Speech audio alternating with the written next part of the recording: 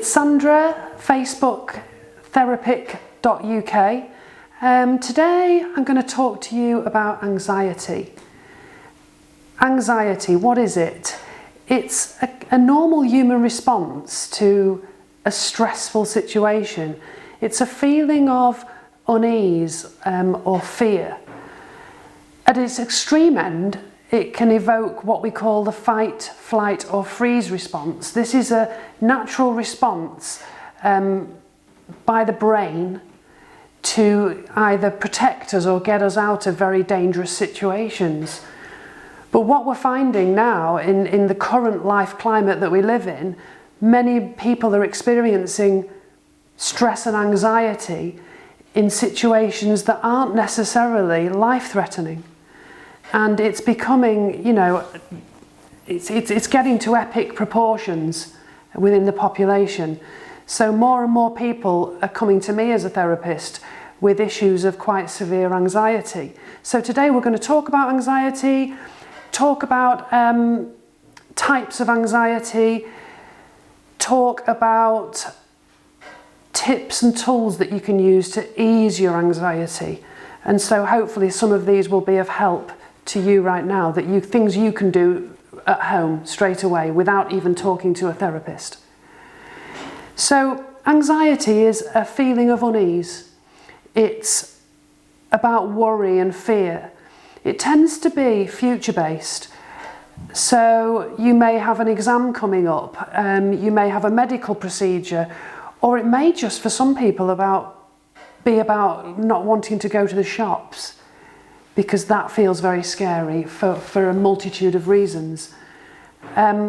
It's a normal human response, but where it starts to become a problem is when it really affects how you live your day-to-day life, i.e. you can't go out or you avoid many situations due to feeling anxious.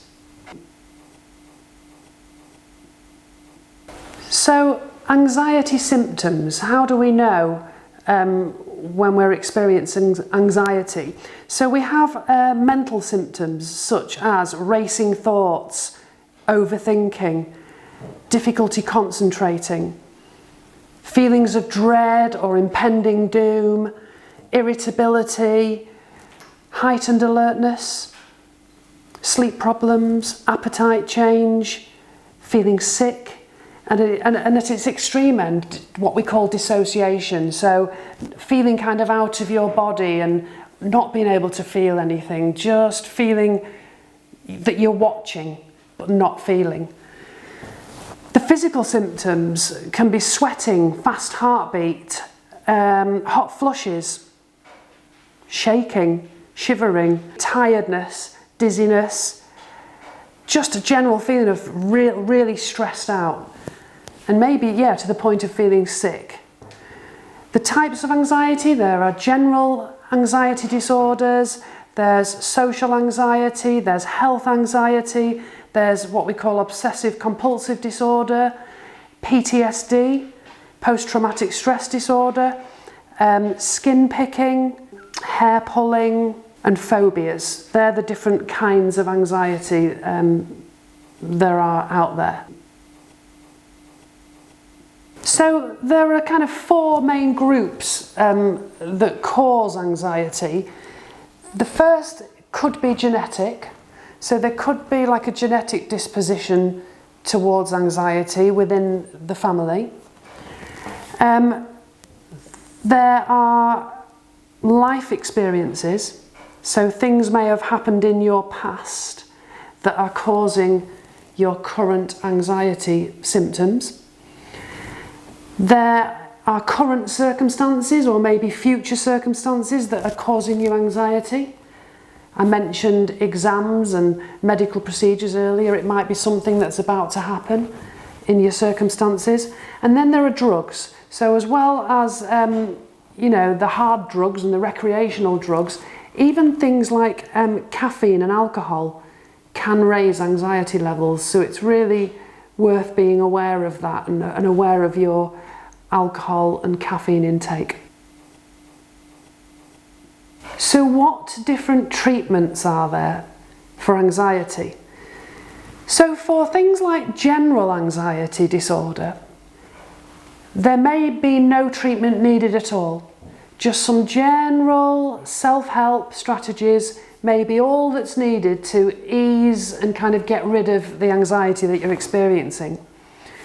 For other people, it may be that life experiences have caused the anxiety, and it may be that they need to go and see a therapist to discuss those experiences, to learn ways of coping now, learning strategies to cope with their anxiety now, but also healing from reframing and healing from their past experiences. And in those circumstances, you know, I'd recommend that you go and see a professional and talk everything through and get to the bottom of things. So some people may be prescribed medication for their anxiety by a psychiatrist or by a GP, as well as the kind of talking to a therapist, self-help tools.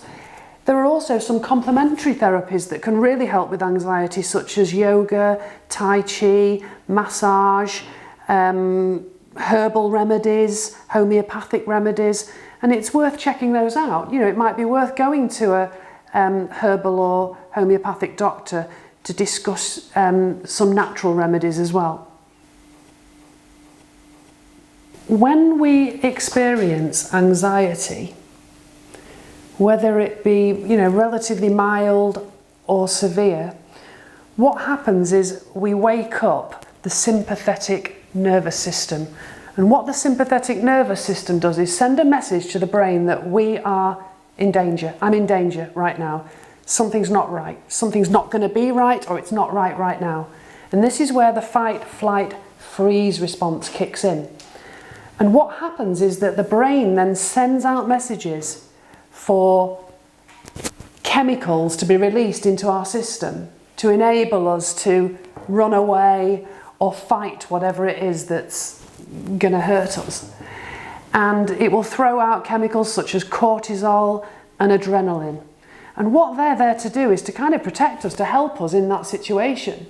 Now, long-term anxiety, you know, throwing out these chemicals all the time, they're not good for us on a day-to-day basis, every day, you know, all the time. So it's really important that we learn ways to kind of reduce the anxiety, to reduce these chemicals being pumped into our systems. And what we have is a thing called the vagus nerve, which runs from the gut right the way through to the brain. You may have heard of the kind of gut-brain correlation. It's a thing called the vagus nerve, or the parasympathetic nervous system. And what it is, essentially, is the emotional brake. It slows everything down, it calms the system down. And what we do as therapy, what I do as a therapist, is give people the tools to kick in that emotional brake. Now, one of the tools I use with clients is an exercise called Earth, Air, Water and Fire. It's called the 4 elements. So what we need to do when we're experiencing a high anxiety, a panic attack, whatever it is put that emotional brake on, bring everything down. Now, one of the first things you can do in any situation where you're feeling high anxiety is ground yourself. It's really important. Anxiety tends to be future-based. Anxiety tends to be in your head. It's thoughts that have kind of spiraled. What we need to do is put that brake on, just ground literally into the ground, away from our head. So literally put your feet on the ground, stand barefoot if you can, if you're in a situation where you can. If you're at work, you may not be able to do that. Put your feet on the ground. If you're in a chair, put your arms on the chair. Feel the body of the chair and the floor underneath your feet. And then just pick out 3 objects in the room, 3 objects you've never noticed before, and pick out the detail in those objects. What colour is it? What shape is it? Is it pretty? Is it, what is it? Is it an ornament? Is it a picture? What's going on in that picture? Start to really pick out the detail. Move on to the next object. Do 3 objects. By this point, you should be kind of pretty well grounded, feeling your feet on the floor, feeling your hands on the chair. That's the grounding element, that's the earth. The next element is air, breathing. You may have heard a lot and read a lot and seen a lot on social media about breath work, breathing. Breathing is fundamental. It really kicks in that sympathetic nervous system. It slows everything down. And there are many, many breathing techniques that will do this. You may have heard of box breathing. So box breathing is 4-4-4-4. So in through the nose for 4, hold for 4, out through the mouth gently, as if you're kind of blowing candles out on a birthday cake gently, and then hold for 4 again. And do that a few times until you feel everything slowing down. There's also, you know, another type of breathing where you hold in for 4, hold for 2, out for 4. It doesn't matter, the numbers don't really matter. It's just about getting some really kind of controlled breathing. In through your nose and into your abdomen.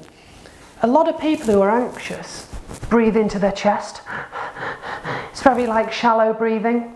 People who wake in the night with panic attacks or panic breathing tend to have been breathing in their chest. So it's a real good thing to learn to breathe into your abdomen. So you can practice that laying on your bed with your hands on your tummy and just breathing in through your nose and filling your abdomen and holding it and then gently out through your mouth. So, you know, 4-4-4-4 is an easy one to remember, of box breathing. You can even look at a light switch as you're doing it and go across for 4, down, hold for 4, across again, out, and then hold for 4. So that's the air element, okay? The next element, water. So when we are panicked, when we are stressed, when we're highly anxious, I talked about the vagus nerve running from the gut right the way to the brain.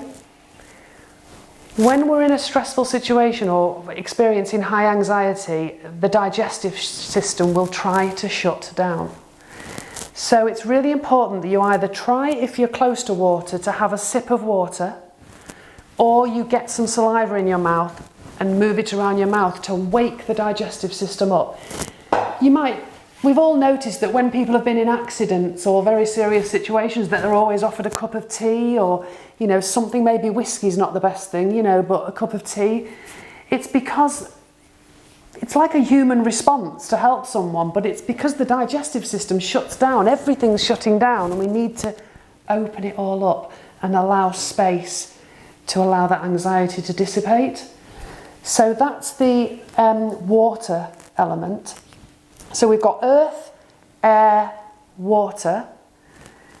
Earth, grounding, air, breathing, water, literally sipping water or getting saliva in our mouth. The last element is what we call fire. Earth, air, water, fire. And fire is your imagination. It's firing up. We're now ready, after all this grounding and breathing and water, to kind of work with our brain now. Hopefully we're not at the point where we're still future-based and panicking about everything. So we can take ourselves to a really beautiful place. And this is some of the, you know, work I do with clients. In the first session or two, we'll create what we call a calm place. Somewhere that they can imagine. Maybe they've been there, maybe they haven't. It can be real or imaginary, but just a wonderful place that evokes calm and peace and well-being. For some people it's bed and under their duvet. For others it's on a mountain, on a snow-covered mountaintop. For some it might be in a forest. Whatever floats your boat, maybe it's just worth, you know, spending some time creating a calm place for yourself before you're in a stressful situation or you're experiencing high anxiety. And I will do a video on that, on creating a calm place with you. And so just keep an eye on YouTube about that. But any therapist should be able to do that with you. But we'll try and do a self-help one on YouTube at some point. So we've got the earth, air, water, fire. It's a really beautiful resource to use for anxiety and for panic attacks and, you know, really difficult situations. So give it a go. So the tools we use as therapists with clients really are all about bringing a client into the present moment rather than being so future-based or dwelling on the past. It's all about being in the here and now. So earth, air, water, fire, the 4 elements, is kind of an emergency tool for when you're in a really difficult situation. But please, you know, feel free to practice it, try it out at home, and just practice, and then you may be able to use it if ever you're in a really anxiety-ridden situation. Other things I will use in my client work where anxiety is concerned. Anxiety kind of begins with thinking. It begins with a thought, and those thoughts then tend to kind of spiral and take us down a rabbit hole where really, you know, we wouldn't choose to be, but it just seems to keep happening and happening. So as well as the earth, air, water, fire, other things you can utilise, a journal. Get yourself a book. I tend to ask people to get 2. I have 2. I have one next to my bedside table. So if I've got thoughts, you know, upon going to bed that are going, I'll just write stuff down and shut the book and leave it there. It's there until I can pick it up in the morning. I can empty my mind, pick it up in the morning. The other journal is about that kind of like irrational thinking, the thinking that takes our anxiety levels up there. So I always suggest A, writing them down, or B, or both, talking it out with someone you love or really trust. Talk your thoughts out. A lot of my clients say, well, I feel really embarrassed, you know, when I think about what I'm actually thinking. It's just so out there, it's just so off the wall, anyone would think I was ridiculous. But actually just talking it out with someone who you can trust, who will just listen and not judge you, can be quite transformative, because you're putting it out there rather than holding it in there. You know, all these thoughts, that they're not helping you. So getting it out there kind of makes it real, and you can see it for what it is, and writing it down in black and white. Do I really think like that? Is that what, you know, what's taking me to that place? So that's one thing I would use. I'd always have a journal, a book. Sometimes you might just want to pour stuff out. Other times, especially with therapists, you can be a bit more structured with it. Therapists, you know, especially CBT therapists, will do thought records with you. So you will look at the thoughts that are coming up, and then you will learn ways to kind of balance that thinking. This isn't about kind of getting rid of thoughts or, making them disappear. It's about learning a way of acceptance with them, and balancing everything a bit more. We all think negatively. We can all think positively. It's about that kind of middle ground. It's about the balance. It's about getting a reality check on, really, is this really such a dangerous situation? Or, you know, do I think I may be able to go into the supermarket today and buy a loaf of bread? A therapist will also help you break stuff down into smaller chunks, more manageable, so that you can build up your resources and build up your evidence for being able to get past certain barriers. Again, I'm a massive fan of breathing exercises. I'm a big fan of, you know, waking up in the morning for everybody, putting your feet at the side of the bed and doing 10 breaths. Just kind of really grounding yourself, bringing in that parasympathetic nervous system, and just, you know, setting yourself up for the day. A lot of my clients will set an intention for the day at that point, and that's kind of like knowing where you're at. So if you're feeling really tired, lethargic and not really with it that day, it's about maybe setting an intention that today I will be kind to myself. I'm going to take it easy and be kind to myself.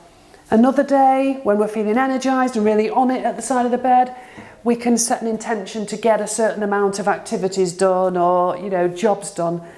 It's just about kind of learning to be kind to yourself and know where you're at. We're not always 100% on it every day. Just be kinder to yourself as you would your friend or your loved one. So I talked about setting an intention at the beginning of the day, after maybe doing some breathing at the side of your bed, just to, get you set up for the day. At the end of the day, you could write about three things you're grateful for that day.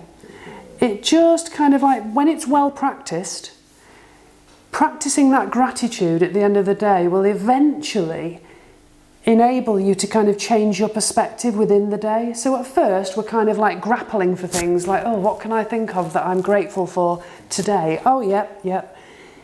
After time, after practice, we start to actually actively look for it within our day, which again, coming back full circle, brings us into the present. We're in the present mode. We're looking around for things that we love, things that we're grateful for, rather than worrying about what's going to be happening tomorrow at work, or feeling down about what happened last week with our boss, or the medical procedure we've got in 6 weeks' time, fretting about that. We're more grounded for what we've got right now. So that's a really good thing to practice too, and a good thing if you've got children, to get them to start practicing as well. I'm going to talk a little bit about physical health and anxiety. Diet, we talk about this gut-brain connection with the vagus nerve and kicking in that parasympathetic nervous system to bring everything down. I think we all know that there are certain foods and drinks that are going to kind of raise our anxiety levels, being caffeine for one. Sugar is probably another one. And alcohol's not so great either. So it's just about being aware of that and noticing differences when you've had those things. And especially if you're going through a time of struggle, probably best to kind of stand back from those things, and stay away from them. But as well, food, the food we eat. I've got a great book called the Mood Kitchen, and it talks about foods that really increase our well-being and can aid in depression and anxiety. So those things being things like oily fish, vegetables, nuts and seeds, good oils, not processed foods. They're kind of, just raising everything up there. So just try and really eat well. When you eat well, you'll feel well. Exercise. Kind of not too much, not too little, I would say. I'm a massive fan of walking. If everyone went for a walk every day, amazing. And I think during the pandemic, I live in a village, and I've seen so many more people walking every day, which is fantastic. So at the very least, try and get out in nature, try and go for a walk. Again, it's all about being in the present. So, looking at what's around you, just stopping on your walk to take in the trees or the smells or, the sounds of the birds, whatever it is. Just about grounding yourself in the present moment. In my work, I am a huge fan of getting my clients to create a team around them. I have Team Sandra, and you need your team. And it took me about 18 months to create mine. The people that are on it don't necessarily know they're on it, but I have key people for key areas in my life. So I will have someone who looks after my medical side of things, my medical well-being and health. A doctor as such. I actually have a GP who is the only one I would probably go to, and a homeopathic doctor. Then, I may have someone who helps me with my exercise. That might be even someone online. If you love Joe Wicks can be on your team. I happen to have an amazing yoga teacher, Claire, who has, over the last number of years, become a friend as well as a yoga teacher. And some days it will be all out physical and sweaty, and then other days she may just recognise that I need my well-being looked after because I'm feeling a bit delicate. you know, she's amazing, you find that amazing person in your life. Then a friend, someone you can confide in, a friend you can have fun with. You know, the team doesn't have to be huge. But what it is, I think we tend to focus on the things we haven't got rather than the things we have got. So create that team around you. Know who you have got in your life. Don't focus on the people who you haven't, or you know, who aren't there anymore. We need to, again, it's about getting into the present. What have I got right now that really means so much to me, and how am I going to hold on to that? So I hope you found this helpful. We've kind of covered what is anxiety, what are the symptoms of anxiety, what are the different kinds of anxiety, and we've looked at some tools, some strategies for dealing with anxiety. I hope you pick some of these tools up today and run with them for a bit, and let me know how you get on. Feed back to me on what is working and what isn't working, and let's talk. And I'm on Facebook, therapic.uk, so check me out there. Obviously this is on YouTube, and I'm also on Instagram. So let's start talking about things. Let's get therapy out there. Let's, you know, I want you to have a voice, so talk to me.